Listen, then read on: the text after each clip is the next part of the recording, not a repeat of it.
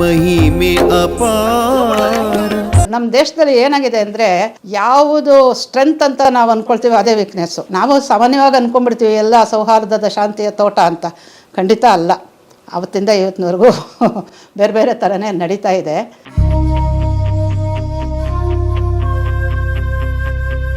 ನಮಸ್ತೆ. ನಮಸ್ಕಾರ.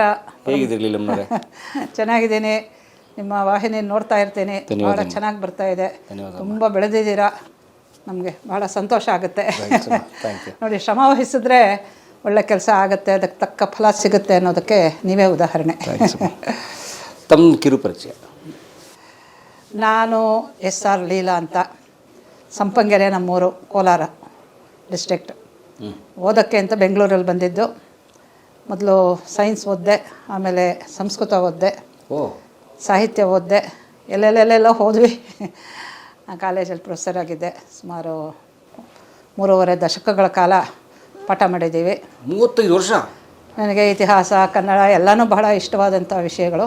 ಅದಾದಮೇಲೆ ನಾನು ವಾಲಂಟ್ರಿ ರಿಟೈರ್ಮೆಂಟ್ ತೊಗೊಂಡಾದಮೇಲೆ ನಮ್ಮನ್ನು ಕರ್ನಾಟಕ ಸರ್ಕಾರ ನಮ್ಮ ಯಾವುದೋ ಒಂದು ಸೇವೆಯನ್ನು ಗುರುತಿಸಿ ಗಮನಿಸಿ ನಮ್ಮನ್ನು ವಿಧಾನ ಪರಿಷತ್ ಸದಸ್ಯರನ್ನಾಗಿ ಮಾಡಿದರು.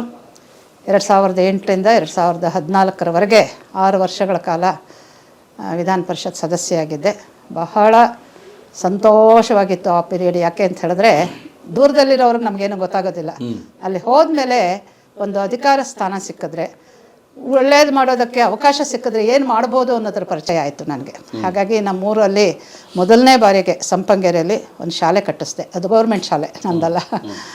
ಹಾಗೆ ನಮ್ಮ ಊರ ಕಡೆ ಎಲ್ಲ ಸಾಕಷ್ಟು ಸೋಷಿಯಲ್ ಸರ್ವಿಸ್, ಸಮಾಜ ಸೇವೆ ಅಂತ ಮಾಡೋದಕ್ಕಾಯಿತು. ಅದು ನನಗೆ ಬಹಳ ತೃಪ್ತಿಯನ್ನು ಕೊಟ್ಟಿದೆ. ಬಿಡುವಿಲ್ಲದ ಕೆಲಸಗಳು ಅನೇಕ. ಹೌದು, ನಾನು ಬರವಣಿಗೆಯನ್ನು ಕೂಡ ಮಾಡ್ತೀನಿ. ತುಂಬ ಪುಸ್ತಕಗಳು ಬಂದಿದೆ ನನ್ನ ಲೇಖನಿಯಿಂದ. ಅದರಲ್ಲೂ ಉತ್ತಮವಾಗಿರುವಂಥ ಕೆಲವು ಗ್ರಂಥಗಳು ಬೇರೆ ಬೇರೆ ಭಾಷೆಗಳಿರೋದನ್ನು ಕನ್ನಡಕ್ಕೆ ಕಟ್ಟಿಕೊಡುವಂಥದ್ದು. ಮೊದಲನೇದಾಗಿ ನಾನು ಮಾಡಿದಂಥ ಉತ್ತಮವಾದಂಥ ಒಂದು ಅನುವಾದ ಕಾರ್ಯ ಅಂತ ಹೇಳಿದ್ರೆ ಗ್ಲೋರಿ ಆಫ್ ವಾಸಿಷ್ಠ ಮುನಿ ಅಂತ. ಇವರು ಒಬ್ಬರು ದೊಡ್ಡ ಮಹರ್ಷಿಗಳಿದ್ದಾರೆ, ರಮಣಾಶ್ರಮದಲ್ಲಿದ್ದಂಥವರು, ವಿದ್ವಾಂಸರು. ಅದರ ಜೊತೆಗೆ ಮಹಾಯೋಗಿಯವರು. ಅವರ ಜೀವನವನ್ನು ಕುರಿತು ಕಪಾಲಿ ಶಾಸ್ತ್ರಿಗಳು ಅಂತ ವಾಸಿಷ್ಠ ವೈಭವಂ ಅಂತ ಸಂಸ್ಕೃತದಲ್ಲಿ ಬರೆದ್ರು. ನಾವು ಸಂಸ್ಕೃತದವರಾದ್ರಿಂದ ಯಾರೋ ನಮ್ಗೆ ಸಜೆಸ್ಟ್ ಮಾಡಿ, ನೀವೆಲ್ಲ ಏನು ಇಷ್ಟಿಷ್ಟೆಲ್ಲ ಉತ್ತಮವಾದಂಥ ಗ್ರಂಥಗಳಿದೆ, ಸುಮ್ಮನೆ ನಿಮ್ಮ ಪಾಡಿಗೆ ನೀವು ಪಾಠ ಮಾಡಿಕೊಂಡು ಕಾಲೇಜಲ್ಲಿ ಇದ್ದುಬಿಡ್ತಿರಲ್ಲ, ಪ್ರಪಂಚಕ್ಕೆ ಕೊಡಬೇಡವಾ ಅಂತ ಬಂದು ನಮ್ಮನ್ನು ಛೇಡಿಸಿದ್ರು. ಆಮೇಲೆ ಅವರೇ ಅದನ್ನು ಪಬ್ಲಿಷ್ ಮಾಡೋದನ್ನು ಇಂಗ್ಲೀಷಿಗೆ ಮಾಡಿದ್ದು ನಾವು. ಅದು ಇವತ್ತಿಗೂ ಬಹಳ ಪ್ರಸಿದ್ಧವಾದಂಥ ಕೃತಿ. ಅದು ನಮ್ಮ ದೇಶದ ಈ ಜ್ಞಾನ ವೈಭವ ಇದೆಯಲ್ಲ, ಅದನ್ನು ತೋರ್ಪಡಿಸೋವಂತಹ ಒಂದು ಗ್ರಂಥ. ಅಧ್ಯಾತ್ಮದ ಒಂದು ಘನತೆ ಆಗಲಿ, ಸಾಮಾನ್ಯ ಜ್ಞಾನದ ಒಂದು ವಿಶೇಷ ಆಗಲಿ, ಎಲ್ಲವನ್ನು ಏಕತ್ರ ತೋರಿಸುವಂತಹ ಒಂದು ಮಹಾಗ್ರಂಥ ಅದು. ಅಂಥ ವ್ಯಕ್ತಿಗಳಿದ್ದಾರೆ ಅಂತ. ವಾಸಿಷ್ಠರು. ಕಾವ್ಯಕಂಠ ಗಣಪತಿ ಮುನಿಗಳು ಅಂತ ಅವರ ಹೆಸರು. ಅದರ ಹೆಸರು, ಪುಸ್ತಕದ ಹೆಸರು ವಾಸಿಷ್ಠ ವೈಭವಂ ಸಂಸ್ಕೃತದಲ್ಲಿ. ಕನ್ನಡದಲ್ಲೂ ಬಂದಿದೆ, ಕಾವ್ಯಕಂಠ ಗಣಪತಿ ಮುನಿ ಅಂತ. ಕಾವ್ಯಕಂಠ ಅನ್ನೋದು ಬಿರುದು, ಕಂಠದಲ್ಲೇ ಕಾವ್ಯ ಇತ್ತು ಅಂತ. ಮಾತಾಡಿದ್ರೆ ಕಾವ್ಯ. ಹೌದು, ಅದು ಅವ್ರಿಗೆ ಒಂದು ಪ್ರಶಸ್ತಿ ಬಂದಿದ್ದು. 18 ವರ್ಷದ ಹುಡುಗನಿಗೆ ಒಂದು ಮಹಾ ಪ್ರಶಸ್ತಿ ಬಂತು. ಸೊ ಆ ರೀತಿಯಾಗಿ ಒಂದು ವಿಶಿಷ್ಟವಾದಂತಹ ಪ್ರತಿಭೆ. ಆಮೇಲೆ ಮಹಾಯೋಗಿಯೂ ಆದರೂ ಕೂಡ ರಮಣಾಶ್ರಮದಲ್ಲಿದ್ದರು. ವಸ್ತುತಃ ರಮಣರನ್ನು ಪ್ರಕಾಶಪಡಿಸಿದ್ದೇ ಅವರು. ನಮ್ಮಲ್ಲಿ ಈ ಯೋಗಿಗಳೆಲ್ಲ ಇರ್ತಾರಲ್ಲ, ಇವರು ಮೌನಿಗಳು. ಅವರು ಪ್ರಪಂಚಕ್ಕೆ ತೋರಿಸ್ಕೊಳ್ಳೋರು ಅಲ್ವೇ ಅಲ್ಲ. ಅವ್ರಿಗೆ ಪ್ರಕಾಶ ಬೇಕಾಗಿಲ್ಲ. ಅಂತಃಪ್ರಕಾಶ ಅವ್ರಿಗೆ ಇದ್ದುಬಿಟ್ಟಿರೋದ್ರಿಂದ ಹೊರಗಡೆ ಯಾರು ಬೇಕಾದರೂ ಅದನ್ನು ತಗೊಳ್ಳಿ ಅನ್ನೋ ಥರ ತಂಪಾಡಕ್ಕೆ ತಾವು ಇದ್ಬಿಡ್ತಾರೆ. ಅಂಥ ಮಹಾ ಮೌನಿ ಯೋಗಿಗಳಿಗೆ, ಈ ಒಳಗೆ ಮಹಾಶಕ್ತಿಯನ್ನು ಅಡಗಿಸ್ಕೊಂಡಿರೋರಿಗೆ ಯಾರಾದರೂ ಒಬ್ಬರು ಸಿಗ್ತಾರೆ, ಅದನ್ನು ಸಾಧನವಾಗ್ತಾರೆ ಅವರ ಸಿದ್ಧಿಯನ್ನು ಜಗತ್ತಿಗೆ ತೋರಿಸೋದಕ್ಕೆ. ಆ ರೀತಿಯಾಗಿ ದೊರಕಿದವರು ರಮಣ ಮಹರ್ಷಿಗಳು. ಅವರು ನೋಡಿ, ಅವರು ಹೆಸರು ವೆಂಕಟರಮಣ ಅಂತ. ನಮಗೆ ಗೊತ್ತೇ ಇರಲಿಲ್ಲ ಯಾರು ಅಂತ. ಅವರಿಗೆ ರಮಣ ಮಹರ್ಷಿ ಅಂತ ಹೆಸರಿಟ್ಟೋದವರೇ ಈ ಕಾವ್ಯಕಂಠ ಗಣಪತಿ ಮುನಿಗಳು. ಹೌದು, ರಮಣ ಅಂತ ಹೇಳಿದ್ರೆ ಎಲ್ಲರಿಗೂ ಸಂತೋಷವನ್ನು ಉಂಟು ಮಾಡೋದು. ವೆಂಕಟರಮಣ ಅಂತಿತ್ತು ಅವರ ಜನ್ಮನಾಮ. ಇವರು ಯೋಗಿಗಳಾದ ಮೇಲೆ ಅವ್ರಿಗೆ ರಮಣ ಅಂತ ಹೆಸರಿಟ್ಟು ಅವರು ಹೇಳಿದ್ದನ್ನೆಲ್ಲ ಬರ್ಕೊಂಡು, ಆಮೇಲೆ ಎಲ್ಲರಿಗೂ ಗೊತ್ತೇ ಇದೆ ನಮಗೆ ಅವರ ಎಷ್ಟು ಅಧ್ಯಾತ್ಮ ಸಿದ್ಧಿ ಅಂಥದ್ದು ಅಂತ. ತುಂಬ ಜನ ದೇಶ ವಿದೇಶಗಳಿಂದ ಎಲ್ಲ ಬಂದು ಅವರ ಪದತಲದಲ್ಲಿ ಕುಳಿತು ನಿಜವಾಗಲೂ ಭಾರತದ ಅಧ್ಯಾತ್ಮ ಶಕ್ತಿ ಏನು ಅನ್ನೋದನ್ನು, ಅದರ ಪ್ರಕಾಶವನ್ನು ಪಡ್ಕೊಂಡು ಹೋದರು. ಅದನ್ನೆಲ್ಲ ಜಗತ್ತಿಗೆ ಮೊದಲು ತೋರಿಸ್ಕೊಟ್ಟವರು ಕಾವ್ಯಕಂಠ ಗಣಪತಿ ಮುನಿಗಳು. ಆ ಪುಸ್ತಕ ನಂದು. ಅದಾದಮೇಲೆ ಇನ್ನೊಂದು ತುಂಬ ಅದ್ಭುತವಾದಂಥ ಒಂದು ಪುಸ್ತಕ ಕನ್ನಡಕ್ಕೆ ಮಾಡಿದ್ದೀನಿ ನಾನು. ನಮ್ಮ ದೇಶದ ಇತಿಹಾಸ ತುಂಬ ವಿಚಿತ್ರವಾಗಿದೆ. ಆಮೇಲೆ ಏನು ಇದೆ ಅದನ್ನು ಹೇಳಿಲ್ಲ, ಅದನ್ನು ತೋರ್ಪಡಿಸುವಂಥ ಒಂದು ವಿಶಿಷ್ಟವಾದ ಗ್ರಂಥ ಅಂದರೆ ವೀರ್ ಸಾವರ್ಕರ್ ಅವ್ರದ್ದು 6 ಈಪಾಕ್ಸ್ ಆಫ್ ಗ್ಲೋರಿಯಸ್ ಹಿಸ್ಟ್ರಿ ಅಂತ. ಅಂದರೆ 6 ಗೋಲ್ಡನ್ ಈಪಾಕ್ಸ್ ಆಫ್ ಇಂಡಿಯನ್ ಹಿಸ್ಟ್ರಿ, ಅಂದರೆ ಭಾರತೀಯ ಇತಿಹಾಸದ 6 ಚಿನ್ನದ ಯುಗಗಳು. ಅದು ಒಂದು 500 ಪುಟದ ಪುಸ್ತಕ. ಸಾವರ್ಕರ್ ಅವ್ರದ್ದು ಅದನ್ನು ಕನ್ನಡ ಮೂಲ ಸಾವರ್ಕರ್ ಮೂಲ.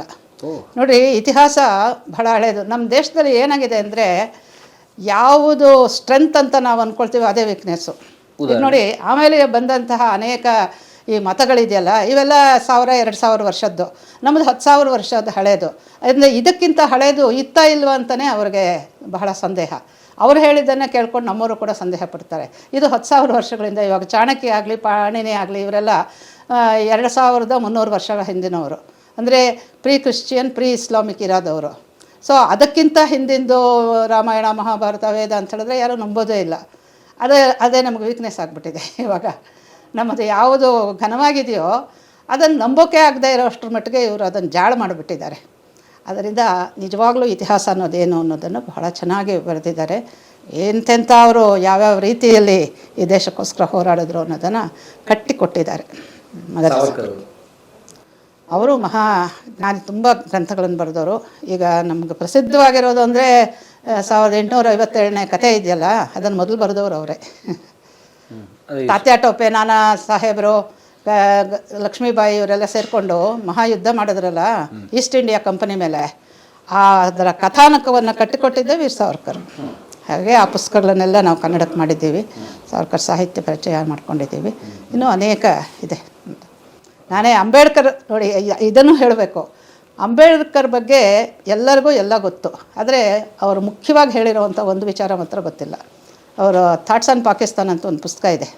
ಅದರಲ್ಲಿ ನಮ್ಮ ದೇಶದ ಸಮಾಜ ಇದೆಯಲ್ಲ, ಅಂದರೆ ಹಿಂದೂಗಳಿದ್ದಾರೆ, ಕ್ರಿಶ್ಚಿಯನ್ಸ್ ಇದ್ದಾರೆ, ಮುಸಲ್ಮಾನರಿದ್ದಾರೆ ಅಂತ, ಅದು ಹೇಗಿದ್ದಾರೆ ಅಂತ ನಾವು ಸಾಮಾನ್ಯವಾಗಿ ಅಂದ್ಕೊಂಡ್ಬಿಡ್ತೀವಿ ಎಲ್ಲ ಸೌಹಾರ್ದದ ಶಾಂತಿಯ ತೋಟ ಅಂತ. ಖಂಡಿತ ಅಲ್ಲ. ಆವತ್ತಿಂದ ಇವತ್ತಿನವರೆಗೂ ಬೇರೆ ಬೇರೆ ಥರನೇ ನಡೀತಾ ಇದೆ. ಅದನ್ನು ಮೊದಲು ಗುರುತಿಸಿ ಗಮನಿಸಿ ಪುಸ್ತಕ ರೂಪದಲ್ಲಿ ದಾಖಲಿಸಿದವರು ಅಂತ ಹೇಳಿದ್ರೆ ಅಂಬೇಡ್ಕರ್. ಆ ಥಾಟ್ಸ್ ಆನ್ ಪಾಕಿಸ್ತಾನದಲ್ಲಿ ಅದನ್ನು ನಾನು ಸಂಗ್ರಹವಾಗಿ, ತುಂಬ ದೊಡ್ಡ ಪುಸ್ತಕ, 500 ಪುಟದ ದೊಡ್ಡ ಪುಸ್ತಕ, ಅದನ್ನು ನಾನು ಸಂಗ್ರಹವಾಗಿ ಕನ್ನಡದಲ್ಲಿ ಮಾಡಿದೆ. ಅವರು ಹೇಳಿದ್ದು ಯಾಕೆ ಹೇಳಿದ್ರು ಅಂಬೇಡ್ಕರ್ ಅಂತ, ಹಿಂದೂಸ್ತಾನ ಹಿಂದೂಗಳಿಗಾಗಿ, ಪಾಕಿಸ್ತಾನ ಮುಸ್ಲಿಮರಿಗಾಗಿ ಅಂತ ಯಾಕೆ ಹೇಳಿದ್ರು ಅಂತ ಅದನ್ನು ಯಾರೂ ಹೇಳೋದೇ ಇಲ್ಲ. ಸೊ ಈ ಥರ ಸ್ವಲ್ಪ ಇತಿಹಾಸದಲ್ಲಿ ಮರೆಮಾಚಿರುವಂತಹ ಸತ್ಯಗಳಿದೆಯಲ್ಲ, ಆದರೆ ಇವತ್ತು ನಮಗೆ ಅವಶ್ಯಕವಾಗಿ ಬೇಕಾಗಿದೆ ಅಂಥದ್ದನ್ನೆಲ್ಲ ಸ್ವಲ್ಪ ಎತ್ತಿ ಬರೆಯೋದು. ಸೋಷಿಯೋ ಪೊಲಿಟಿಕಲ್ ಅಂತ, ಸಾಮಾಜಿಕ, ಐತಿಹಾಸಿಕ, ಹಾಗೆ ರಾಜಕೀಯವಾದಂಥ ಅನೇಕ ಗೊಂದಲಗಳಿದೆ ನಮ್ಮಲ್ಲಿ, ಸಮಸ್ಯೆಗಳಿದೆ. ಅದರ ಜೊತೆಗೆ ಮರೆಮಾಚಲಾಗಿದೆ, ಅದನ್ನೆಲ್ಲ ಸ್ವಲ್ಪ ಎತ್ತಿ ಹೇಳುವಂಥ ಕೆಲಸವನ್ನು ಮಾಡ್ತೀನಿ. ನನಗೆ ಇತಿಹಾಸ ಬಹಳ ಇಷ್ಟವಾದ್ದು. ನಮ್ಮ ಇವತ್ತಿನ ಸಮಸ್ಯೆಗಳಿಗೆ ಇತಿಹಾಸದಲ್ಲಿ ಅದರ ರೂಟುಗಳಿದೆ, ಮೂಲಗಳಿದೆ. ಸೊ ಅದನ್ನೆಲ್ಲ ಸ್ವಲ್ಪ ಯೋಚನೆ ಮಾಡೋವಂಥ, ಚಿಂತನೆ ಮಾಡೋವಂಥ, ಅದನ್ನು ಕುರಿತು ಬರೆಯೋವಂಥ ಕಾಯಕವನ್ನು ನಾನು ಸ್ವಂತ ಕೈಗೊಂಡಿದ್ದೀನಿ. ಇಷ್ಟರ ಮಧ್ಯೆ ಈ ಬರವಣಿಗೆ, ಓದು, ಅಧ್ಯಯನ, ಅಧ್ಯಾಪನ ಇವುಗಳ ಮಧ್ಯೆ ಸಿನಿಮಾ ಬಗ್ಗೆ ಆಸಕ್ತಿ? ಸಿನಿಮಾ ಬಗ್ಗೆ ಆಸಕ್ತಿಗೆ ತುಂಬ ಮೂಲ ಕಾರಣ ಇದೆ. ನಾನು ಸಂಸ್ಕೃತ ವಿದ್ಯಾರ್ಥಿ ಆಗಿರೋದ್ರಿಂದ ಸಿನಿಮಾ ಬಗ್ಗೆ ಆಸಕ್ತಿ ಬಂದಿದೆ. ಏನಂದರೆ, ನಮ್ಮ ದೇಶದಲ್ಲಿ ಎಲ್ಲೂ ಇಲ್ಲದೆ ಇರೋವಂಥ ಒಂದು ಮಹಾಗ್ರಂಥ ಇದೆ, ನಾಟ್ಯಶಾಸ್ತ್ರ ಅಂತ. ಅದು ಪರ್ಫಾರ್ಮಿಂಗ್ ಆರ್ಟ್ಸ್, ಅಂದರೆ ಪ್ರಯೋಗಕ್ಕೆ ಬರುವಂತಹ ದೃಶ್ಯ ಕಾವ್ಯಗಳ ಬಗ್ಗೆ, ದೃಶ್ಯ ಪ್ರಯೋಗಗಳ ಬಗ್ಗೆ ಇರುವಂಥದ್ದು. ಅದು ಜಗತ್ತಿನಲ್ಲೇ ಎಲ್ಲೂ ಇಲ್ಲದೆ ಇರುವಂಥ ಒಂದು ಬೃಹತ್ ಗ್ರಂಥ. ಬಹಳ ಅದಕ್ಕೆ ಕಾಲ 2100 ವರ್ಷದ ಹಿಂದೆ ಬರೆದಿರುವಂಥದ್ದು. ಎಲ್ಲವನ್ನು ಕೂಡ ಈಗ ಅವ್ರು ಹೇಳಿದ್ರು, ನಮಗೆ ಸೂತ್ರದ ಗೊಂಬೆ ಇದೆ, ಇದು ತೊಗಲುಗೊಂಬೆ ಇದೆ, ಸಾಮಾನ್ಯವಾಗಿ ಏಕವ್ಯಕ್ತಿ ಪ್ರಯೋಗಗಳಿದೆ, ಬೇರೆ ಇದು ಮಾಡೋದಿದೆ, ಸಂಗೀತ ಇದೆ, ಇದೆಲ್ಲ ರಂಗದ ಮೇಲೆ ಚೆನ್ನಾಗಿ ಪ್ರಯೋಗಿಸಬಹುದಾದಂತಹ ಕಲೆಗಳಿದೆಯಲ್ಲ, ಈ ಪ್ರಾಯೋಗಿಕ ಕಲೆಗಳು, ಇದರ ಬಗ್ಗೆ ಎಲ್ಲ ಆದ್ಯಂತವಾಗಿ ವಿವರಿಸಿರುವಂಥ ಗ್ರಂಥ ನಾಟ್ಯಶಾಸ್ತ್ರ. ನಾಟ್ಯಶಾಸ್ತ್ರ ನಮಗೆ ನಾಟಕವನ್ನು ಬೋಧನೆ ಮಾಡುವಾಗ ಇದೆಲ್ಲ ಬೇಕಾಗೇ ಇರೋವಂಥದ್ದು, ಅದರಿಂದ ಓದ್ತಾ ಇರ್ತೀವಿ. ನನಗೆ ಆವಾಗ ಅನಿಸಿದ್ದು, ಇಷ್ಟು ಪ್ರಾಚೀನವಾಗಿದೆ. ನಮಗೆ ಬ್ರಿಟಿಷರು ಬಂದ ಮೇಲೆ ಅವ್ರು ನಾಟಕ ಮಾಡಿದ್ರಲ್ಲ, ಅದೇ ಹೊಸದು ಅಂತ ಅಂದ್ಕೊಂಡ್ಬಿಟ್ವಿ ನಾವು. ಅದು ಸೋಷಿಯಲ್ ಡ್ರಾಮಾ. ಆದರೆ ಅದಕ್ಕೆ ಭಾರತೀಯವಾದಂಥ ವಿಶಿಷ್ಟವಾದ ರಂಗಪ್ರಯೋಗ ಕ್ರಮ ಇತ್ತಲ್ಲ. ಇವತ್ತಿಗೂ ಕೂಡ ನಮ್ಮ ಯಕ್ಷಗಾನ ಇತ್ಯಾದಿ ನೂರಾರು ಕಲೆಗಳಿದೆ ದೇಶದಲ್ಲಿ, ದೇಶಾದ್ಯಂತ ಇದೆ. ಆಯಾ ಪ್ರದೇಶಕ್ಕೆ ವಿಶಿಷ್ಟವಾದಂತಹ ಪ್ರಾಯೋಗಿಕ ರಂಗಕಲೆಗಳಿದೆ. ಅದೆಲ್ಲದಕ್ಕೂ ಮೂಲವಾಗಿರುವಂಥದ್ದು ಇದು. ಸೊ ನಾಟ್ಯಶಾಸ್ತ್ರವನ್ನು ನೀವು ಓದಿದ ಮೇಲೆ ಈ ದೇಶದ ಒಂದು ಅಪೂರ್ವವಾದಂತಹ ಕಲಾ ಪ್ರಪಂಚದ ಪರಿಚಯ ಆಗಿಬಿಡುತ್ತೆ. ನನಗದು ಬಹಳ ಇಷ್ಟ ಆಯಿತು. ಹಾಗಾಗಿ ನಾವು ಕಾಲೇಜಲ್ಲೂ ನಾಟಕ ಇದೆಲ್ಲ ಅಧ್ಯಾಪನ ನಡೀತಾ ಇತ್ತಲ್ಲ, ನಾಟಕಗಳು ಮಾಡಿಸ್ತಾಯಿದ್ವಿ. ನಾಟಕಗಳೇ ಮಾಡ್ತಾಯಿದ್ರೆ ಮುಗಿದೋದ್ಮೇಲೆ ಏನು ಅಂತ ಒಂದು ಪ್ರಶ್ನೆ ಬರುತ್ತೆ. ಆವಾಗ ಶಾಶ್ವತವಾಗಿ ಒಂದು ಸಿನಿಮಾದಲ್ಲಿ ಅದನ್ನು ಹಿಡಿದಿಟ್ಟರೆ ಅವರು ಹೇಳ್ತಾ ಇರ್ತಾರೆ, ಇದಕ್ಕೆ ಕಪಾಟಿನ ಜೀವನ ಭಾಳ ದೊಡ್ಡದು ಅಂತ, ಶೆಲ್ಫ್ ಲೈಫ್ ಅಂತ ಹೇಳ್ತೀವಲ್ಲ, ಸಿನಿಮಾ ಎಷ್ಟು ದಿವಸ ಬೇಕಾದರೂ ಇರುತ್ತೆ. ಇವತ್ತು ನಾಟಕ ಮುಗಿದ್ರೆ ಮುಗಿದೋಯ್ತು, ಒಂದು ಪ್ರಯೋಗ ಮಾಡಿಕೊಟ್ಬಿಟ್ರೆ. ಆವತ್ತು ಮಾಡಿದಂಥ ಇವರು ಯಾರೂ ಸಿಗೋದೇ ಇಲ್ಲ ನಮಗೆ. ಹಾಗೇ ಸಿನಿಮಾ ಅಂತ ಹೊರಳ್ಕೊಂಡಿದ್ದೆ. ಅದು ಸಹಜವಾದಂಥ ಒಂದು ಪ್ರಕ್ರಿಯೆ. ಒಂದು ಒಟ್ಟು ದೃಶ್ಯ ಕಲೆಗಳ ಬಗ್ಗೆ ಇದ್ದಂಥ ಒಂದು ಒಲವು ಇವತ್ತಿನ ಮಾಧ್ಯಮದ ಕಡೆಗೂ ತಿರ್ಕೊಳ್ತದ್ದು. ನಾನು ಶಿವಸೂತ್ರ ಜಾಲ ಅಂತ ಮಾಡಿದ್ದೀನಿ. ಅವಧಾನವನ್ನು ದೃಶ್ಯವಾಗಿ ಅದನ್ನು ಚಿತ್ರೀಕರಿಸಿದ್ದೀವಿ. ಆಮೇಲೆ ಸ್ವಪ್ನವಾಸೋದತ್ತ ಅಂತ ಭಾರತೀಯ ನಾಟ್ಯಶಾಸ್ತ್ರದ ರೀತಿಯಲ್ಲಿ ನಾಟಕವನ್ನು ಹೇಗೆ ಮಾಡ್ತಾಯಿದ್ರು ಅಂತ ಅದನ್ನು ಮಾಡಿದ್ದೀವಿ. ಹಾಗೆ ಬಾಲಚರಿತ ಅಂತ ನಾಟಕ, ಸ್ವಪ್ನವಾಸೋದತ್ತ ಇದನ್ನು IGNCಗೆ ಒಂದು ಪ್ರಾಜೆಕ್ಟಾಗಿ ಮಾಡಿಕೊಟ್ಟಿದ್ದು.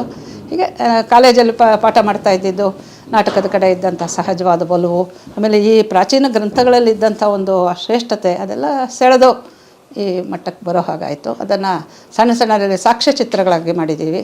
ಈಗ ವರ್ಣಮಾಲೆ ಇದೆಯಲ್ಲ, ವರ್ಣಮಾಲೆಯನ್ನು ಕುರಿತು ಒಂದು ಚಿತ್ರ ಮಾಡಿದ್ದೀವಿ. ನಮ್ಮ ಎಲ್ಲ ಭಾರತೀಯ ಭಾಷೆಗಳಿಗೂ ಸಮಾನವಾಗಿರುವಂಥದ್ದು ಒಂದೇ ವರ್ಣಮಾಲೆ. ಇನ್ಫ್ಯಾಕ್ಟ್ ಇವತ್ತು ನಾವು ಎಷ್ಟೇ ಬೇರೆ ಬೇರೆ ಅಂತ ಅಂದ್ಕೊಂಡ್ರೂ ಕೂಡ ನಮ್ಮ ಆಳದಲ್ಲಿ ಅಡಿಯಲ್ಲಿ ಒಂದು ಸಮಾನತೆ ಇದೆ. ಅದೇನೆಂದರೆ ವರ್ಣಮಾಲೆ. ನೀವು ಗುಜರಾತನ್ನೇ ತೊಗೊಳ್ಳಿ, ತಮಿಳು ಭಾಷೆ ತೊಗೊಳ್ಳಿ, ಕನ್ನಡ ತೊಗೊಳ್ಳಿ, ತೆಲುಗು ತೊಗೊಳ್ಳಿ, ಎಲ್ಲದಕ್ಕೂ ಏನೇ ಇದೆಲ್ಲ ಯಾರು ಕೊಟ್ಟಿದ್ದು? ಹೌದಾ? ಹೌದ್ರಿ. ಅದೊಂದು. ಎರಡನೇದಾಗಿ ವರ್ಣಮಾಲೆ ಒಂದು ಸಮಾನಾಂಶ. ಇನ್ನೊಂದು ಏನಂತ ಹೇಳಿದ್ರೆ ಲಿಪಿ. ಲಿಪಿ ಅಂತ ಹೇಳಿದ್ರೆ ಬರವಣಿಗೆ. ಇವಾಗ ಕನ್ನಡಕ್ಕೆ ಒಂದು ಮುದ್ದಾದಂಥ ಒಂದು ಬರವಣಿಗೆ ಇದೆ, ತೆಲುಗಲ್ಲಿ ಒಂದು ಸ್ವಲ್ಪ ಹಿಂಗೆ ಇರುತ್ತೆ, ತಮಿಳದೊಂದಿರುತ್ತೆ. ನಾವು ಇದನ್ನು ತಮಾಷೆ ಮಾಡ್ತೀವಿ, ಏನೋ ಜಿಲೇಬಿ ಥರ ಇರುತ್ತೆ ಅಂತ. ಏನೇ ಇರಲಿ, ಒಂದೊಂದು ಭಾಷೆಗೆ ಒಂದೊಂದು ಲಿಪಿ ಇದೆ. ಈ ಲಿಪಿಗಳಿಗೆಲ್ಲ ಮೂಲ ಯಾವುದು? ಇವೆಲ್ಲ ಬೆಳೆದು ಬಂದಿರೋದು. ಇವತ್ತು ನಾವು ಏನು ನೋಡ್ತಾ ಇದ್ದೀವಿ, ಇದು ಪರ್ಫೆಕ್ಟಾಗಿ ಅಂದರೆ ಇವತ್ತಿನ ಕಾಲಕ್ಕೆ ಸಮೃದ್ಧವಾಗಿ ಬೆಳೆದು ನಿಂತಿರುವಂಥ ಹಂತ. ಆದರೆ ಇದರ ಹಿಂದೆ ಬೇರೆ ಬೇರೆ ಬೇರೆ ಹಂತಗಳಲ್ಲಿ ಬಂದಿದೆ. ಅದನ್ನೆಲ್ಲ ಗುರುತಿಸಿದ್ದಾರೆ. ಎಲ್ಲಿಂದ ಬಂತಿದ್ದು ಅಂತ. ಲಿಪಿ ಎಲ್ಲಿಂದ ಬಂತು? ಬ್ರಾಹ್ಮಿ ಲಿಪಿ. ನಾನು ಅದರ ಎಲ್ಲ ಡೀಟೇಲ್ಸ್ ನಿಮ್ಗೆ ಹೇಳೋಕ್ಕೆ ಹೋಗೋದಿಲ್ಲ. ಎಲ್ಲದರ ಮೂಲದಲ್ಲಿ, ಸಮಸ್ತ ಭಾರತೀಯ ಭಾಷೆಗಳ ಮೂಲದಲ್ಲಿ ಇರೋದು ಬ್ರಾಹ್ಮಿ. ನೀವು ಅಶೋಕನ ವಿಚಾರದಲ್ಲಿ ಕೇಳಿರ್ಬೋದು, ರಾಕ್ ಎಡಿಕ್ಟ್ಸ್ ಅಂತ ಶಿಲಾಲೇಖಗಳು. ಅದು ಬ್ರಾಹ್ಮಿ. ಹೌದು, ಅದು ಪ್ರಾಚೀನ ಬ್ರಾಹ್ಮಿ. ಅದರಿಂದಾನೇ ಇವೆಲ್ಲ ಬಂದಿದ್ದು. ಬ್ರಾಹ್ಮಿ ಇದು ಭಾರತೀಯ ಭಾಷಾ ಅಂತ. ನಮ್ಮಲ್ಲಿ ಬ್ರಾಹ್ಮಿ ಅಂದರೆ ಭಾಷೆ ಅಂತ ಅರ್ಥ. ಬ್ರಾಹ್ಮಿ ಅಂದರೆ ಸರಸ್ವತಿ ಅಂತಂತ. ಬ್ರಾಹ್ಮಿ ಅಂದರೆ ಒಂದು ಇದು ವಿದ್ವತ್ ದೇವತೆ. ಹೀಗೆಲ್ಲ ಇರೋದ್ರಿಂದ ಈ ಎರಡು ಅಂಶಗಳನ್ನು ಇಟ್ಕೊಂಡು ನಾವು ಯಾವತ್ತೂ ಅದನ್ನು ಬಿಡದೆ ನಾವೆಲ್ಲ ಒಂದು ಅಂತ ಸಾಧಿಸ್ಬೋದು. ನೀವು ಹೊರಗೆ ಆಚಾರ ವಿಚಾರ, ದೇಶ ವೇಷ, ಭಾಷೆ ಭೂಷಾ ಏನಾದರೂ ವ್ಯತ್ಯಾಸ ಮಾಡ್ಕೊಳ್ಳಿ, ನಿಮ್ಮ ಆಂತರ್ಯದಲ್ಲಿರೋದು ಇವೆರಡು ಸಮಾನವಾಗಿರುವಂಥ ಅಂಶಗಳು. ಯಾರೂ ಇದನ್ನು ಧಿಕ್ಕರಿಸೋಕ್ಕಾಗಲ್ಲ, ಡಿನೈ ಮಾಡೋಕ್ಕಾಗೋದಿಲ್ಲ. ಬಿಟ್ಟು ಬ್ರಾಹ್ಮಿಯಲ್ಲಿಂದ ಬಂತು. ಬ್ರಾಹ್ಮಿ ಈ ದೇಶದಲ್ಲಿ ಹುಟ್ಟು ಬಂದಿದೆ. ಅದು ಕೂಡ ಹೀಗೆ ಬೆಳೆದು ಬಂದಿರುವಂಥದ್ದು. ಎಲ್ಲಿಂದ ಬಂತು ಅಲ್ಲ, ಬ್ರಾಹ್ಮಿಯ ಮೂಲ. ಈಗ ತುಂಬ ಹಳೆಯದಕ್ಕೆ ನಾವು ಮೂಲ ಹುಡ್ಕೊಳಕ್ಕಾಗಲ್ಲ, ಋಷಿ ಮೂಲ ಹುಡ್ಕೋಕ್ಕಾಗದೇ ಇರೋ ಹಾಗೆ. ಆ ಥರ ಬ್ರಾಹ್ಮಿ ಯಾವ ಕಾಲದಲ್ಲಿ ಬಂತು ಅಂತ ನೀವು ಕೇಳಬಹುದು. ಅದಕ್ಕೊಂದು 3-4 ವರ್ಷದ ಇದಿದೆ, ಏನು ಇತಿಹಾಸ ಇದೆ. ಅದಾದಮೇಲೆ ಇವಾಗ ನಮ್ಮದು ಬರ್ಕೊಂಡು ಬಂದಿದೆ ಆ ಥರ. ಅದೇ ಇವಾಗ ಕ್ರಮನೂ ಇದೆ ನೋಡಿ. ಎಲ್ಲ ಭಾರತೀಯ ಭಾಷೆಗಳನ್ನು ಎಡದಿಂದ ಬಲಕ್ಕೆ ಬರಿತೀವಿ. ಉರ್ದು ಮಾತ್ರ ಆ ಕಡೆ ಭಾಷೆಗಳನ್ನು ಮಾತ್ರ ಬಲದಿಂದ ಎಡಕ್ಕೆ. ಆಮೇಲೆ ಅದರ ಲಿಪಿಯೂ ಕೂಡ ಬೇರೆಯಾಗಿದೆ. ಅದು ಮೂಲದಲ್ಲಿ ಇಲ್ಲೇ ಇದ್ದಿದ್ದು. 2 ಥರ ಲಿಪಿಗಳಿತ್ತು ಅಂತೇಳಿ. ಒಂದು ಬ್ರಾಹ್ಮಿ, ಇನ್ನೊಂದು ಖರೋಷ್ಠಿ ಅಂತ. ನೋಡಿ ವಿಚಿತ್ರವಾಗಿದೆ. ಖರೋಷ್ಠಿ, ಖರ ಅಂದರೆ ಕತ್ತೆ, ಕತ್ತೆಯ ತುಟ್ಟುಗಳು ಹಾಗೆ ಅಂತ. ಅದು ಒಂದು. ಅದು ಅನೇಕ ಭಾಷೆಗಳಿಗೆ, ಅಂದರೆ ನಮ್ಮ ದೇಶದಲ್ಲೂ ಇದೆ. ಈಗ ಉರ್ದುನೂ ಭಾರತೀಯ ಭಾಷೆನೇ, ಆದರೆ ಅದರ ಲಿಪಿ ಖರೋಷ್ಠಿಯಿಂದ ಬಂದಿರುವಂಥದ್ದು. ಪರ್ಷಿಯನ್ನು ಇದೆಲ್ಲ. ಅದೇ ನಮ್ಮ ಭಾಷೆಗಳಿಗೆ, ಉಳಿದ ಭಾರತೀಯ ಭಾಷೆಗಳಿಗೆಲ್ಲ ಬಂದಿರೋದು ಬ್ರಾಹ್ಮಿ ಮೂಲ. ಹೀಗೆ ಈ ಥರ ತುಂಬ ಅಧ್ಯಯನ ವಿಚಾರಗಳಿದೆ. ಇನ್ನೊಂದು ನಮಗೆ ಸಾಮಾನ್ಯವಾಗಿ ಸ್ವಲ್ಪ ಅಲ್ಲಿ ಇಲ್ಲಿ ತಿಳ್ಕೊಂಡ್ರೂ ಗೊತ್ತಾಗ್ಬಿಡುತ್ತೆ, ಅದು ಏನು ಜ್ಞಾನ ಭಂಡಾರ ರೀ ಈ ದೇಶದಲ್ಲಿ. ಭಾರತ ಅನ್ನೋ ಒಂದು ಹೆಸರಿಟ್ಕೊಂಡ್ರೆ ಸಾಕು. ಭಾ ಅಂದರೆ ಪ್ರಕಾಶ ಅಂತ, ರಥ ಅದರಲ್ಲೇ ನೆಲೆ ನಿಂತಿರೋವಂಥದ್ದು ಭಾರತ. ಜ್ಞಾನದಲ್ಲೇ ನೆಲೆ ನಿಂತಿರೋವಂಥ ದೇಶ ಇದು. ಎಷ್ಟು ವಿಧವಾದಂತಹ ಶಾಸ್ತ್ರಗಳು, ಎಷ್ಟು ವಿಧವಾದಂಥ ಕಲೆಗಳು, ರಂಗಕರ್ಮಿಗಳು, ಇದು ಆಂತರಿಕ ಅಧ್ಯಾತ್ಮದ ಉಪಾಸನಾ ಪದ್ಧತಿಗಳೆಷ್ಟೋ. ಅಯ್ಯೋ ಅದೆಲ್ಲ ಒಂದೊಂದು ನೋಡ್ತಾ ಹೋದರೆ ನಾವೆಷ್ಟು ಸಣ್ಣವರು ಅಂತ ಗೊತ್ತಾಗ್ತಾ ಇರುತ್ತೆ. ಹಾಗೆ ಅದ್ಭುತವಾಗಿರುವಂಥದ್ದಿದು. ಇದೆಲ್ಲ ಆಕರ್ಷಣೆ ಕೇಂದ್ರಗಳು ನಮಗೆ ಓದ್ತಾ ಹೋದಾಗ. ಈ ಪದ್ಮಗಂಧಿಯ ಬಗ್ಗೆ ತುಂಬ ತಾವು ಅಧ್ಯಯನ ಸಂಶೋಧನೆ ನಡೆಸಿದ್ದೀರಿ. ಎಷ್ಟು ವರ್ಷ ಬೇಕಾಯ್ತು ನಿಮಗೆ ಇದೆಲ್ಲ ಮಾಡೋಕ್ಕೆ? ಬೇಕಾಯಿತು ಅಂತಲ್ಲ, ಇದು ಆಸಕ್ತಿ ಮೂಡಿ ಒಂದು 10 ವರ್ಷ ಆಗಿದೆ. ಆಕಸ್ಮಿಕವಾಗಿ ನೋಡ್ತಾ ಇದ್ದರೆ ಎಲ್ಲದರಲ್ಲೂ ಪದ್ಮ ಕಾಣಿಸ್ತಾ ಇತ್ತು ನನಗೆ. ಇದು ಸಿನಿಮಾದಲ್ಲೂ ನೀವು ಉತ್ತಮವಾದಂಥ ಪ್ರಶಸ್ತಿಗಳನ್ನು ಏನಂತ ಕೊಡ್ತೀರಿ, ಅದೇ ನಾಗರಿಕ ಪ್ರಶಸ್ತಿ ಎಲ್ಲ ಸುಚೇಂದ್ರ ಪ್ರಸಾದ್ ಹೇಳಿದ್ರಲ್ಲ, ಇದು ಒಂದು. ಜೊತೆಗೆ ಸೃಷ್ಟಿ ತಗೊಳ್ಳಿ, ನಮ್ಮಲ್ಲಿ ನಮ್ಮ ಪುರಾಣಗಳಿದೆ, ಪದ್ಮ ಪುರಾಣ, ಅಷ್ಟಾದಶ ಪುರಾಣಗಳಿದೆ, ಅದರಲ್ಲಿ ಪದ್ಮ ಪುರಾಣ ಅಂತ ಒಂದಿದೆ, ಪದ್ಮ ಅಂತ ಒಂದು. ಆಮೇಲೆ ನಮ್ಮ ಉಪನಿಷತ್ತುಗಳಲ್ಲಿ ಮಹಾನಾರಾಯಣ ಉಪನಿಷತ್ತಲ್ಲಿ ಪದ್ಮಕೋಶ ಪ್ರತೀಕಾಶಂ ಹೃದಯಂಚಾಪ್ಯಧೋಮುಖಂ ಅಂತ ಒಂದು ಮಾತು ಬರುತ್ತೆ. ಅಂದರೆ ಈ ಹೃದಯ ಕೂಡ ಹೀಗೆ ತಿರ್ಗ ಹಾಕಿದಂಥ ಒಂದು ಪದ್ಮದ ಮುಕುಲ, ಅಂದರೆ ಮೊಗ್ಗಿನ ಥರ ಇದೆ ಅಂತ. ಎಲ್ಲಿಂದ ಬಂತು ರೀ ಈ ಜ್ಞಾನ ಎಲ್ಲ? ಇದೊಂದು. ಇನ್ನು ಮಹಾವಿಷ್ಣುವನ್ನು ಸೃಷ್ಟಿ ಸ್ಥಿತಿ ಕರ್ತನಾದ ಮಹಾವಿಷ್ಣುವನ್ನು ನಾವೇನು ಹೇಳ್ತೀವಿ, ಪದ್ಮನಾಭ ಅಂತ ಹೇಳ್ತೀವಿ. ಆ ನಾಭಿ ಕಮಲದಿಂದ, ನಾಭಿ ಕಮಲ ಇದೆಯಲ್ಲ, ಅದರಲ್ಲಿ ಸೃಷ್ಟಿಕರ್ತ ಬ್ರಹ್ಮನ ಉದಯ ಅಂತ ಹೇಳ್ತೀವಿ. ಅಲ್ಲಿಂದ ಮಿಕ್ಕಿದ್ದೆಲ್ಲ ಬ್ರಹ್ಮಾಂಡ ಸೃಷ್ಟಿಯೆಲ್ಲ ಆಯಿತು. ಅಂದರೆ ಆದಿಯಿಂದ ಹಿಡಿದು, ಸೃಷ್ಟಿಯ ಆದಿಯಿಂದ ಹಿಡಿದು ಇವತ್ತಿನ ಸಿನಿಮಾ ಪ್ರಶಸ್ತಿಗಳವರೆಗೂ ಕಮಲ ಎಲ್ಲ ಕಡೆನೂ. ಏನಿದೆ ಆಶ್ಚರ್ಯ! ಇದನ್ನು ಸ್ವಲ್ಪ ಪರಿಭಾವಿಸಿದಾಗ ಏನೋ ಇದರಲ್ಲಿ ಇರಬೇಕು, ನಮ್ಮ ಪ್ರಾಚೀನರು ಇದನ್ನೆಲ್ಲ ಮಾಡಿರೋದಲ್ವ. ಇವತ್ತು ನಾವು ಸಿನಿಮಾಗೆ ಇಟ್ಕೊಂಡಿರ್ಬೋದು, ಆದರೆ ಆವತ್ತಿಂದ ಇವತ್ತಿನವರೆಗೂ ಇದೊಂದು ಪ್ರತ್ಯಕ್ಷವಾಗಿ, ಪ್ರತೀಕಾತ್ಮಕವಾಗಿ, ರೂಪಕಾತ್ಮಕವಾಗಿ, ಸಿಂಬಾಲಿಕ್ ಅಂತ ಹೇಳ್ತಾರೆ. ಎಲ್ಲ ಥರದಲ್ಲೂ ಕೂಡ ಕಮಲಗಳನ್ನು ಉಪಯೋಗಿಸ್ತಾರೆ. ಒಂದು ರಂಗೋಲಿ ಹಾಕಿದ್ರೆ ಕಮಲದ ರಂಗೋಲಿ ಹಾಕ್ತೀವಿ, ಒಡವೆ ಕಮಲು ಅಂತಲೇ ಹೇಳ್ತಾರೆ ತೆಲುಗಲ್ಲಿ. ಅಂದರೆ ಕಮಲದ ಹಾಗೆ ಒಡವೆ ಓಲೆ ಮಾಡಿಸ್ಕೊಳ್ಳೋದು ಬಳೆಗಳಲ್ಲಿ, ನಮ್ಮ ಇದು ಟೆಕ್ಸ್ಟೈಲ್ ಡಿಸೈನ್ಸ್, ಬಟ್ಟೆ ಮೇಲೆ ಹಾಕ್ಕೊಳ್ಳೋ ಅಂತಹ ಡಿಸೈನ್, ಎಲ್ಲದರಲ್ಲೂ ಕಮಲ ಬರುತ್ತೆ. ಏನೋ ಕಮಲ ಅಂದರೆ ನಮ್ಗೆ ಭಾಳ ಪ್ರೀತಿ. ನಮ್ಮ ದೇವದೇವಿಯರೆಲ್ಲರ ಕೂತ್ಕೊಳ್ಳೋದು ಕಮಲದಲ್ಲೇ ಅಲ್ವೇ? ಇದೆಲ್ಲ ತುಂಬ ಆಶ್ಚರ್ಯ ಅಂತ ಅನ್ನಿಸ್ತು. ಜೊತೆಗೆ ಹೂಗಳು ಬೇಕಾದಷ್ಟಿದೆ, ಹಕ್ಕಿಗಳು, ಹೂಗಳು ಬೇಕಾದಷ್ಟಿದೆ, ಆದರೆ ಕೆಲವು ವಿಶಿಷ್ಟವಾದಂಥ ರೀತಿಯಲ್ಲಿ ನಮಗೆ ಕಾಣ್ತಾ ಇದೆ. ಇದಕ್ಕೇನು ಕಾರಣ ಅಂತ ಸ್ವಲ್ಪ ಯೋಚನೆ ಮಾಡಿದಾಗ ಏನೋ ಭಾಳ ಇದೆಯಲ್ಲಪ್ಪ ಅಂತ ಅನ್ನಿಸ್ತು. ಹಾಗೆ ಅಧ್ಯಯನ ಮುಂದುವರಿಯಿತು. ಕೇವಲ ನಮ್ಮ ದೇಶದಲ್ಲಿ ಅಷ್ಟೇ ಅಲ್ಲ, ಕೆಲವು ಪ್ರಾಚೀನ ಸಂಸ್ಕೃತಿಗಳಲ್ಲೂ ಕೂಡ ಇವಕ್ಕೆಲ್ಲ ತುಂಬ ವಿಶೇಷವಾದಂಥ ಅರ್ಥ ಇದೆ. ಈಗ ಈಜಿಪ್ಟ್ ಸಂಸ್ಕೃತಿನಲ್ಲಿ, ಮೆಸೊಪೊಟೋಮಿಯಾ ಇಂಥ ಕಡೆ ಎಲ್ಲ ಅವೆಲ್ಲ ಹೊರಟೋಗಿದೆ. ಈಗ ನಾವು ಗಮನಿಸಬೇಕಾಗಿರೋದು ಏನು ಅಂತ ಹೇಳಿದ್ರೆ, ಪ್ರಾಚೀನ ಸಂಸ್ಕೃತಿಗಳು ಎಲ್ಲ ಹೊರಟೋಯ್ತು, ಬೇಕಾದಷ್ಟಿತ್ತು, 20 ಸಂಸ್ಕೃತಿಗಳಿತ್ತು, ಎಲ್ಲ ಹೊರಟೋಯ್ತು. ಈಗೂ ಇನ್ನೂ ಜೀವಂತವಾಗಿದ್ದು, ಈ ಋಗ್ವೇದದಲ್ಲಿ ಯಾವ ಮಂತ್ರವನ್ನು ಹೇಳಿ ಯಾವಾಗ ಅವರು ಹೋಮ ಮಾಡ್ತಿದ್ರೋ ಅದೇ ಮಂತ್ರವನ್ನು ಹೇಳಿ ಇವತ್ತು ಮಾಡ್ತಾ ಇರೋದು ನಾವೇ, ಭಾರತ ದೇಶದಲ್ಲಿ ಮಾತ್ರ. ಅರ್ಥ ಆಯ್ತು? ಆದ್ದರಿಂದ ಈ ದೇಶಕ್ಕೇನೋ ಒಂದು ವಿಶಿಷ್ಟವಾದಂಥ ಪರಂಪರೆ ಇದೆ, ಅದು ಸೊಗಸಾಗಿದೆ, ನಿರಂತರವಾಗಿದೆ, ಅದರಲ್ಲಿ ಒಂದು ಅರ್ಥ ಸ್ವಾರಸ್ಯ ಇದೆ. ಅಷ್ಟಿಲ್ಲದೆ ಇದ್ದರೆ ಅವತ್ತಿನಿಂದ ಇವತ್ತಿನವರೆಗೂ ಇದನ್ನು ಉಳಿಸ್ಕೊಂಡು ಬರೋದಕ್ಕೆ ಸಾಧ್ಯವಾಗ್ತಾ ಇಲ್ಲ. ಯಾವಾಗಲೂ ಅಷ್ಟೇ, ಜೊಳ್ಳು ಯಾವುದೋ ಒಂದು ಕಾಲದಲ್ಲಿ ಹಾರೋಗ್ಬಿಡುತ್ತೆ, ಕಾಳು ಮಾತ್ರ ಉಳ್ಕೊಳ್ಳೋದು. ಆ ರೀತಿ ಸಂಸ್ಕೃತಿಯಲ್ಲಿ ತುಂಬ ಶ್ರೇಷ್ಠವಾದಂಥ ಅಂಶಗಳು. ಅದರಲ್ಲಿ ನಾನು ಕಂಡಿದ್ದು ಅಂತ ಹೇಳಿದ್ರೆ ಈ ಕಮಲ ಪುಷ್ಪದ ಬಳಕೆ ಹೇಳೋದು, ಅದು ಪ್ರತೀಕಾತ್ಮಕವಾಗಿ, ಸಿಂಬಾಲಿಕ್ ಆಗಿ, ಪ್ರತ್ಯಕ್ಷವಾಗಿ ಎಲ್ಲ ಥರದಲ್ಲೂ ಅದರ ಸೌಂದರ್ಯವನ್ನು ಬೆಳೆಸ್ಕೊಂಡಿದ್ದಾರೆ. ಅದಕ್ಕೆ ಕಾರಣಗಳನ್ನು ಹುಡುಕ್ತಾ ಹೋಗಿದ್ದು. ಅದನ್ನು ಹುಡುಕಿದಾಗ ನಮಗೆ ಅನೇಕ ರೀತಿಯಲ್ಲಿ ಸಿಕ್ತು. ಅದರಲ್ಲಿ ಈ ಸಸ್ಯಶಾಸ್ತ್ರದ ದೃಷ್ಟಿಯಿಂದ ನೋಡಿದ್ದು ಕೂಡ. ನೋಡಿ, ಈ ಕಮಲದ ಹೂವಿಗೆ ಅಥವಾ ಬೀಜಕ್ಕೆ ಇರೋಷ್ಟು ಶೆಲ್ಫ್ ಲೈಫ್, ಅಂದರೆ ಅದರ ಜೀವನ ಕಾಲ ಇನ್ಯಾವುದಕ್ಕೂ ಇಲ್ಲ. 1500 ವರ್ಷಗಳಾದಮೇಲೂ ಕೂಡ ಆ ಬೀಜ ಹಾಕಿದ್ರೆ ಇಟ್ಕೊಂಡಿದ್ದು ಅದು ಅಂಕುರವಾಗುತ್ತಂತೆ. ಏನು ಆಶ್ಚರ್ಯ ಅಲ್ವೇ? ಆ ಥರ ವಿಶಿಷ್ಟವಾದಂಥ ಪುಷ್ಪ ಅದು. ಆಮೇಲೆ ಇತರ ಜೀವಗಳನ್ನು ಪೋಷಿಸೋವಂಥ ಶಕ್ತಿ ಈ ಕಮಲಕ್ಕಿದೆ. ಕಮಲದಲ್ಲಿ ಒಳಗಡೆ ಏನಾದರೂ ಒಂದು ಕೀಟ ಸೇರ್ಕೊಂಡ್ಬಿಟ್ರೆ ಅದು ಸತ್ತೋಗೋದಿಲ್ಲ. ರಾತ್ರಿ ಸೂರ್ಯ ಇಳಿದ ತಕ್ಷಣ ಅದು ಮೊಗ್ಗಾಗ್ಬಿಡುತ್ತೆ. ಅಕಸ್ಮಾತ್ ಏನಾದರೂ ಕೀಟ ಅಲ್ಲೇ ಇದ್ದರೆ ಅದು ಅಲ್ಲೇ ಅರೆಸ್ಟೆಡ್. ಬೆಳಗಾದಲೇ ತಿರುಗಿ ಸೂರ್ಯ ಇದ್ದರೆ ಮಾತ್ರ ಹೂವು ಅರಳುತ್ತೆ. ಆವಾಗಿನ್ನೂ ಬದುಕೊಂಡು ಈಚೆಗೆ ಬರುತ್ತೆ. ಏನೋ ಒಂದು 7-8 ಗಂಟೆಗಳ ಕಾಲ ಒಳಗಡೆ ಇತ್ತು ಅಂತ ಹೇಳಿದ್ರೆ ಅದನ್ನು ಪೋಷಣೆ ಮಾಡೋದು ಕೀಟಗಳಿಗೆ ನಿತ್ಯ ನಿರಂತರ ಬೇಕಾಗಿದೆ, ತಿನ್ನೋದಕ್ಕೆ ಬೇಕು. ಅದಕ್ಕೆ ಆ ವಾಮ್ತ್ ಅಂತ ಹೇಳ್ತೀವಲ್ಲ, ಇನ್ಕ್ಯುಬೇಟರ್ ಥರ ಕೆಲಸ ಮಾಡುತ್ತೆ ಅದು. ಅಂದರೆ ಅದಕ್ಕೆ ಬೇಕಾಗಿರುವಂತಹ ಏನು ಶಾಖ ಇದೆಯಲ್ಲ, ಆ ಶಾಖೋತ್ಪತ್ತಿಯನ್ನು ಅದು ಮಾಡುತ್ತೆ. ಅದಕ್ಕೆ ಬೇಕಾಗಿರುವಂಥ ಆಕ್ಸಿಜನ್, ಆಮ್ಲಜನಕ ಅದನ್ನು ಕೊಡುತ್ತೆ, ಆಹಾರನ ಕೊಡುತ್ತೆ. ಅಂದರೆ ಜೀವ ಪೋಷಕವಾಗಿರುವಂಥ ಏಕೈಕ ಪುಷ್ಪ ಅದು, ಇನ್ಯಾವುದೂ ಅಲ್ಲ. ಸುಂದರವಾಗಿರುವಂಥದ್ದು ಬೇಕಷ್ಟಿದೆ. ಇದಕ್ಕಿಂತ ದೊಡ್ಡದಾದಂಥ ಪುಷ್ಪಗಳಿದೆ, ಇದಕ್ಕಿಂತ ಚಿಕ್ಕದಾಗಿರುವಂಥದ್ದಿದೆ. ಎಲ್ಲ ಥರನೂ ಇದೆ. ಪರಿಮಳದ ದೃಷ್ಟಿಯಿಂದ ಹೇಳಬೇಕು ಅಂದರೆ ಇದರದ್ದು ತುಂಬ ನವಿರಾದ ಪರಿಮಳ. ಈಗ ಮಲ್ಲಿಗೆ ಪುಷ್ಪಕ್ಕೋ ಅಥವಾ ಸಂಪಿಗೆಗೋ ಇರೋ ಹಾಗೆ ಒಂದು ಗಾಢವಾದ ಗಂಧ ಇಲ್ಲ, ತುಂಬ ಅಗ್ರಿಯಬಲ್ ಅಂತ ಹೇಳ್ತೀವಲ್ಲ, ತುಂಬ ಇಷ್ಟವಾಗೋ ಅಂಥದ್ದು ಏನಲ್ಲ. ತೀರಾ ಹತ್ತಿರ ತೊಗೊಂಡ್ರೆ ಮಾತ್ರ ಇದಕ್ಕೆ ತುಂಬ ನವಿರಾದ ಒಂದು ಪರಿಮಳ ಸಿಗುತ್ತೆ. ಹೀಗೆಲ್ಲ ಇರುವಾಗ ಅಂದರೆ ಬೇರೆ ಇದಕ್ಕೆ ಹೋಲಿಸ್ಕೊಂಡ್ರೆ ಇಷ್ಟು ಪ್ರಕಾಶವಾಗಿ ಅದನ್ನು ಹೇಳಬೇಕು ಅಂತ ಅನಿಸೋದಿಲ್ಲ. ಆದರೂ ಕೂಡ ಇದರಲ್ಲಿ ವಿಶೇಷ ಏನು ಅಂತ ಹೇಳಿದ್ರೆ ಈ ಥರ ಇರೋದು ಜೀವಪೋಷಕ. ಇದು ಬೇರೆ ಹೂಗಳಲ್ಲಿಲ್ಲ. ನನಗೇನು ಆಶ್ಚರ್ಯ ಆಯಿತು ಅಂತ ಹೇಳಿದ್ರೆ ನಮ್ಮ ಪೂರ್ವಜರು ಇದನ್ನೆಲ್ಲ ಗಮನಿಸಿ ಎಷ್ಟು ಚೆನ್ನಾಗಿ ಅದಕ್ಕೆ ಆ ಪ್ರಧಾನ ಸ್ಥಾನವನ್ನು ಉಳಿಸ್ಕೊಂಡು ಬಂದಿದ್ದಾರೆ ಅನ್ನೋದು. ಅಂದರೆ ಅವ್ರಿಗೆ ಎಷ್ಟು ಗೊತ್ತಿತ್ತು ಅಂತ.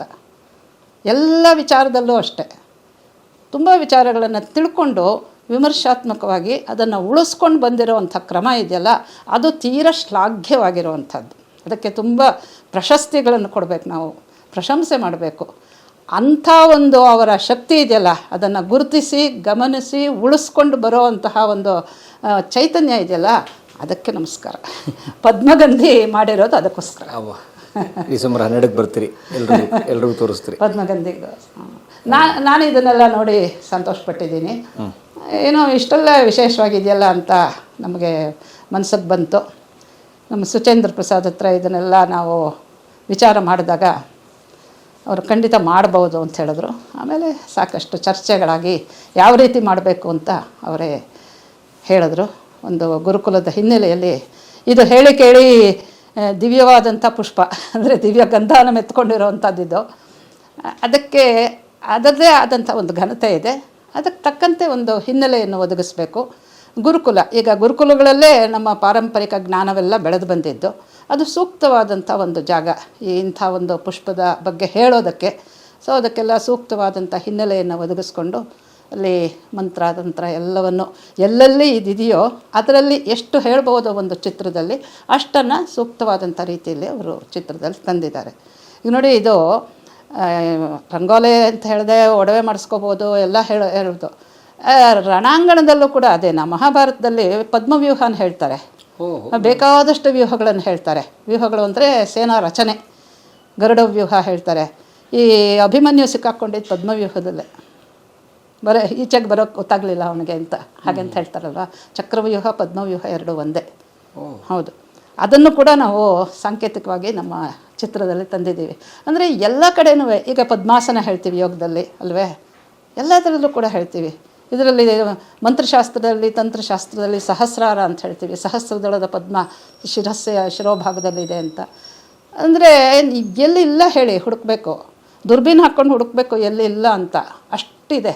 ಸೊ ಸಾಕಷ್ಟು ಮಾಹಿತಿ ನಮಗೆ ಸಿಗುತ್ತೆ. ಇನ್ನು ಶಿಲ್ಪಶಾಸ್ತ್ರದಲ್ಲಂತೂ ಅದ್ಭುತವಾಗಿದೆ.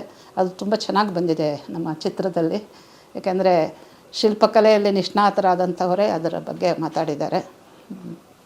ಸೊ ನಟರು ಅನ್ನೋದಕ್ಕಿಂತ ನಾವು ಆಯಾಯ ಕಲೆಗಳಲ್ಲಿ ಶಾಸ್ತ್ರಗಳಲ್ಲಿ ಪರಿಣತರಾದಂಥವ್ರ ಹತ್ರನೇ ಮಾತಾಡ್ಸಿದ್ದೀವಿ. ಆಮೇಲೆ ಇದು ಹೀರೋಯಿನ್ ಓರಿಯೆಂಟೆಡ್ ಸಿನಿಮಾ ಅಲ್ಲ ಇದು. ಕಮಲವೇ ಹೀರೋ, ಕಮಲವೇ ಹೀರೋಯಿನ್ನು ಎಲ್ಲ ಅದೇ. ಮಿಕ್ಕವರೆಲ್ಲ ಅದರ ಒಂದು ಪ್ರಾಧಾನ್ಯವನ್ನು ಹೇಳೋದಕ್ಕೆ ಕೆಲಸ ಮಾಡಿದ್ದಾರೆ. ಕಮಲದ ಬಗ್ಗೆನೇ ಮಾತಾಡಿದ್ದೀವಿ. ನೋಡಿ, ನಾನು ಪದ್ಮವ್ಯೂಹ ಅಂತ ಹೇಳಿದ್ನಲ್ಲ, ಅದು ಬರೀ ಅಲ್ಲಷ್ಟೇ ಅಲ್ಲ. ಈ ಆಶ್ಚರ್ಯ ನೋಡಿ, 1857 ವಾರಲ್ಲಿ ನಾವು ಸಂಗ್ರಾಮ ಅಂತೀವಿ, ಪ್ರಥಮ ಸಂಗ್ರಾಮ ಅಂತ ಹೇಳ್ತಾರೆ, ಹಾಗೇನಿಲ್ಲ. ಆ ಮಹಾಸಂಗ್ರಾಮದಲ್ಲಿ ಬ್ರಿಟಿಷರ ಮೇಲೆ ನಡೆದಿದ್ದಲ್ಲಿ ಕಮಲ ಪುಷ್ಪವನ್ನು ಬಳಸ್ಕೋತಾರೆ. ಯಾತಕ್ಕೆ ಅಂತ ಹೇಳಿದ್ರೆ ಸೇನೆಯನ್ನು ಇವ್ರ ಕಡೆಗೆ ತಗೊಳ್ಳೋದಕ್ಕೆ. ಸೇನೆ ಆವಾಗೆಲ್ಲ ಈಸ್ಟ್ ಇಂಡಿಯಾ ಕಂಪನಿ ಕೈ ಕೆಳಗೆ ಇತ್ತು. ಈಗ ಅವ್ರ ಮೇಲೆ ಈಸ್ಟ್ ಇಂಡಿಯಾ ಕಂಪನಿ ಮೇಲೆ ಯುದ್ಧ ಮಾಡಬೇಕಾದ್ರೆ ನಮಗೆ ಸೇನೆ ಬೇಕಲ್ಲ, ಹೇಗೆ ಅವರನ್ನೆಲ್ಲ ಅಲ್ಲಿಂದ ಇಲ್ಲಿಗೆ ಕರ್ಕೊಳ್ಳೋದು? ಸೊ ಸೇನೆಯನ್ನು ಹೇಗೆ ಜಮಾಯಿಸೋದು? ಆವಾಗ ಕಮಲ ಪುಷ್ಪನ ಉಪಯೋಗಿಸ್ಕೋತಾರೆ. ಅದನ್ನು ಕುರಿತೇ ಒಂದು ಪುಸ್ತಕವನ್ನು ಬರೆದಿದ್ದಾರೆ, ಆಪರೇಷನ್ ರೆಡ್ ಲೋಟಸ್ ಅಂತ. ತಾತ್ಯಾ ಟೋಪೆ 5ನೇ ವಂಶದವರು. ಆ ಪುಸ್ತಕ ನನ್ನ ಕೈಗೆ ಸಿಕ್ತು. ಇದೆಲ್ಲ ನೋಡಿದ್ಮೇಲೆ ಮಹದಾಶ್ಚರ್ಯ ಆಗೋಯ್ತು ನನಗೆ.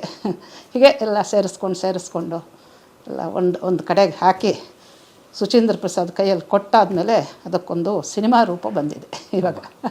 ಆಕರ್ಷಕವಾದಂಥ ರೀತಿಯಲ್ಲಿ ಅದು ಕಟ್ಟಿಕೊಟ್ಟಿದ್ದಾರೆ. ಮಕ್ಕಳು ಮಾಡಿದ್ದಾರೆ. ಗುರುಕುಲದ ಹಿನ್ನೆಲೆ ಇದೆ.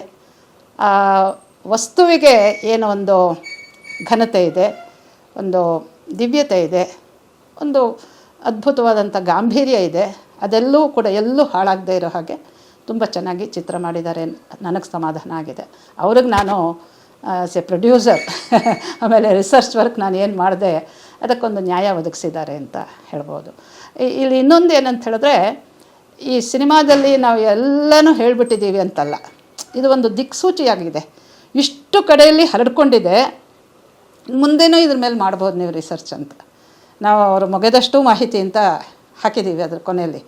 ನಾವು ಇವಾಗ ಪಡ್ಕೊಂಡಿರೋದನ್ನೆಲ್ಲ ಅಂದರೆ ನಮ್ಮ ಅನುಸಂಧಾನದ ಮೂಲಕ, ರಿಸರ್ಚ್ ಮೂಲಕ ಏನೇನು ನಾನು ಗ್ರಹಿಸಿದ್ದೀನಿ, ಸಂಗ್ರಹಿಸಿದ್ದೀನಿ, ಅದಷ್ಟು ಅಲ್ಲಿ ಬಂದುಬಿಟ್ಟಿಲ್ಲ, ಬರೋಕ್ಕೆ ಸಾಧ್ಯವೇ ಇಲ್ಲ. 2 ಗಂಟೆ ಸಿನಿಮಾದಲ್ಲಿ ಎಷ್ಟು ಮಹಾ ಹೇಳ್ಬೋದು.